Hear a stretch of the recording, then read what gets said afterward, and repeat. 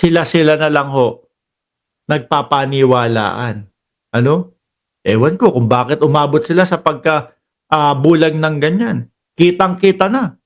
Inilulusot pa. Mali na po yan. Maling pagsuporta na po yan, mga kababayan. Dahil nga po dyan sa inihayag ni General Torre, mga bossing, na siya po, sabi ni Be Jimenez Vlog, sila-sila na lang nag-uutuan. Correct. Dahil nga po dyan sa sinabi ni General Torre, mga kababayan, na handa siyang humarap sa impeachment court. Ay nako, mga kababayan, yung mga miyembro po ng ating Kongreso, ayan, humahanga po kay General Torre din. At ito po, mga kababayan, tingin ko dahil doon sa dahil doon sa isang vlogger na nagpakalat. 'Di ba pinakalat na si Torreho ay parang nakaratay na sa ospital. Naging sanhi po yun ng stress ng kamag-anak ni General Torre, mga anak, kapatid, lahat po ng nagmamahal kay General Torre. Akala ko siguro nila kapag yung mga ganun-ganun lang, lulusot lang yun. Palalagpasin lang ho yun. Wala. Pinatulan sila. Sabi dito, truth wins. House members laud CIDG chief for fighting fake news. Yan po kasi ang problema ng ating bayan ngayon, mga boss.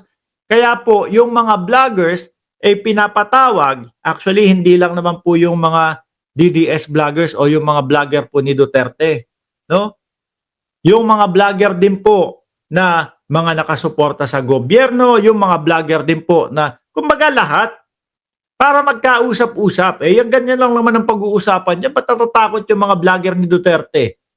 Ayaw mga magsipunta. Tayo ho kung maimbitahan tayo, sige, punta tayo. Uuwian ko yan ng Pilipinas. Basta bigyan nila ako ng 1 week na palugit. Hindi ko sasabihin, kayo gumastos ng pamasahe ko total pinapauwi. Hindi ko sasabihin niya, gagastos ako ng sarili kong pamasahe. Di ba? Para makipag-cooperate sa ganyan. Lahat po pinagsasama-sama, mga kababayan. Yung mga responsableng vloggers, yung mga nagpe-fake news ng mga vloggers, lahat po pinagsasama-sama at lahat po pinapatawag, mga bossing. Siguro dahil nga po maliit lang yung lugar, hindi pwede sabay-sabay. At ganon, kumbaga, Mark Ramos, paano mo nagagawang responsable ang iyong pagbablog? Nag-angat na ako ng sarili kong bangko na hindi tayo nagpe-fake news. Bakit? Paano po tayo magpe-fake news, mga boss? Kada po topic natin, meron tayong ipinapakitang mga materyales, meron po tayong mga ipinapakitang mga nagbalita po. At hindi po yan yung maliliit na mga nagbabalita na kagaya po ng mga seminay lang. Ang mga nagbabalita po na yan, mga bossing, malalaki pong channel yan, lalo na yung mga GMA. At sinisigurado nila na totoo yung ibabalita nila. Tayo naman, bibigyan natin ng reaksyon. Kaya wala tayong takot na pumunta dyan sa mga pagpapatawag na yan. Ewan ko lang yung mga DDS vlogger, bakit hindi sila pumunta? Kasi simple lang. Kapag ka ikaw, alam mong may mali, pag ikaw, alam mo na fake news yung ibinabalita mo, may lagabog ka sa dibdib mo. Di ba, Emma Puentes Baltasar? May kaba ka kapag ka ganun. Ayos muna ako ng buhok, para kung sakali ipatawag tayo, ganito itsura ko. Pwede na ho ba? Sino kamukha ko? Okay na sa akin kahit James Shop lang. Biglang napunta sa sino kamukha ko. Basahin ho natin to. Members of the House of Representatives commended Criminal Investigation and Detection Group CIDG Chief General Nicolas Torre III for his firm stance against fake news and misinformation, particularly for filing a criminal complaint against a Cebu-based blogger accused of spreading false information. Yan nga ho yung umiiyak, no? Hindi naman po ako iiyak. Malalaki na po yung anak ko. Malalaki na pala yung anak mo. Bakit pumupunta at sumasanib ka pa sa mga ganyang pagbablog? Bakit dapat hindi, dapat inaayos mo na yung pagbablog mo? O sabi dito, last week, Torre filed a complaint against Duterte's father, no? Former President Rodrigo Duterte over his kill remarks against incumbent senator. Naku po, kung tayo, mga bossing, no, tayong mga individual, sinabi natin, papatayin ko ang vice presidente. Kung ganun yung sinabi natin, ay malamang ho, baka hinahunting na tayo. Di ba?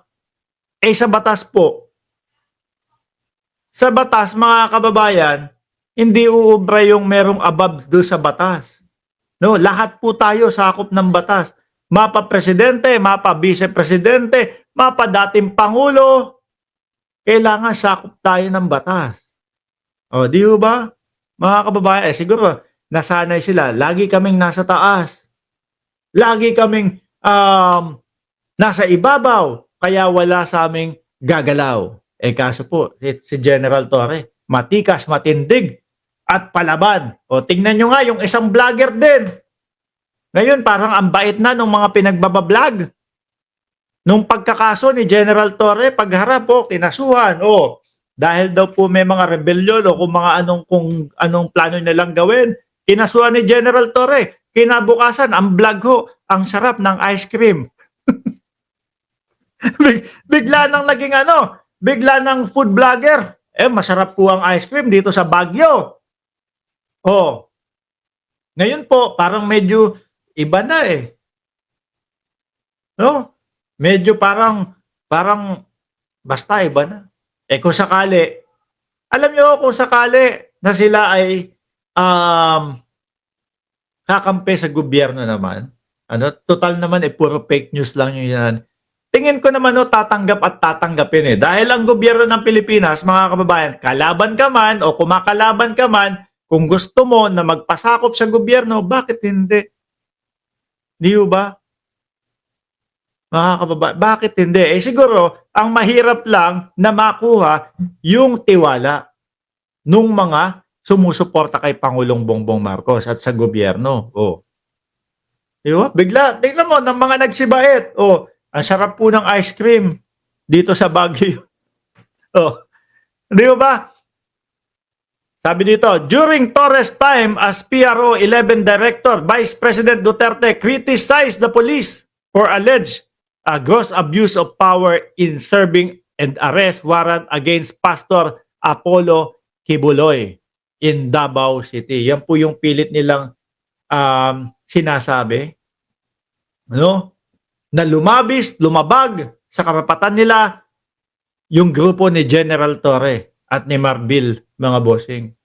Pero ang totoo ho, yung mga vlogger din ho nila ang naglaglag sa kanila na walang katotohanan yung mga pinapakalat nilang umabuso sila General Torre. Bakit to? Sa gusto na makakuha nung mga palipad, sa gusto na makakuha nung mataas na revenue sa YouTube, syempre sinundan nila si Torre. Nakikita ho talaga ng taong bayan na baliktad ang nangyayari. Sila ang bumubuntal doon sa mga kapulisan, sila ang nambobomba ng tubig. Galing doon sa truck ng bombero, sila yung kumakapkap sa mga kapulisan, ha?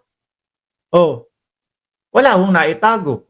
Kaya yung sampa nila ng kaso at kung ano-ano pa laban po kay General Torre, wala pong pupuntahan. Di ba? Walang pupuntahan. Dahil na din po doon sa mga vlogger nila na ngayon po mga nagtatago. Ilan na ba sa mga vlogger nila yung wala na sa Pilipinas? Umiska po na, lumipad na. Tingin ko meron na no? Yung iba, bakasyon. Hindi na bumalik muna, lumipat na, parang Kian, ano pa pangalan nun?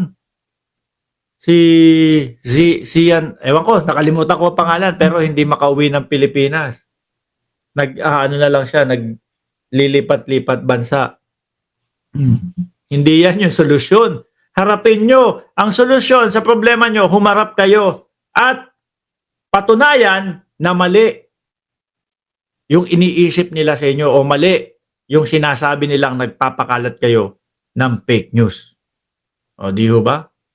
O Luz Biminda, si ano, Duterte feeling untouchable. O totoo. Mga bossing, matulog muna kayo. Ano po? King Tan, shoutout sa iyo. Magpapaalam na muna ako sa inyo. No, maraming salamat and God bless sa ating lahat mga bossing. Chief Amo Sir.